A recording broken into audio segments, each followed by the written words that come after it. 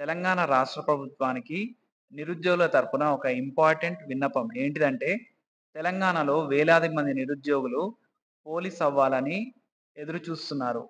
కానీ ఆ కలను ఆపేస్తుంది ఏంటిదంటే ఏజ్ రిలాక్సేషన్.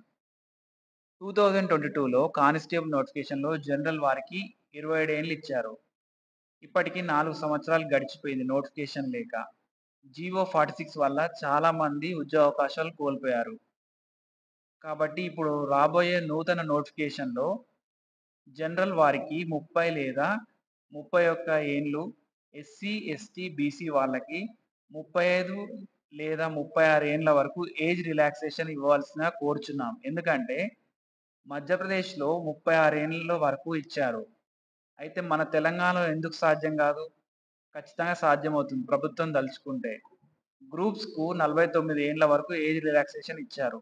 కానీ గ్రూప్స్‌లో ఎక్కువ సంఖ్యలో ఉద్యోగాలు లేవు.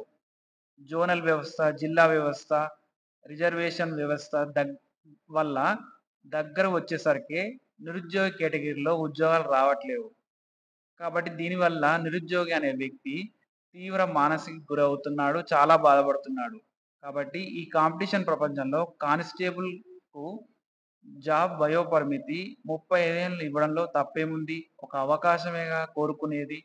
ఉద్యోగం కాదు మేము కోరుకునేది. ఒక చిన్న అవకాశమే. కాబట్టి జనరల్ కేటగిరీలో 35 సంవత్సరాల వరకు ఇవ్వవలసిందిగా కోరుచున్నాము. ముసలి వారికి రిటైర్మెంట్ ఏజ్ 60 ఏండ్ల వరకు పెంచినప్పుడు 35 ఏండ్ల వరకు పీసీకి పెంచడంలో తప్పేముంది?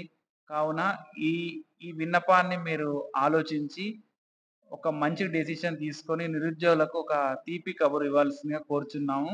జై తెలంగాణ! జై హింద్!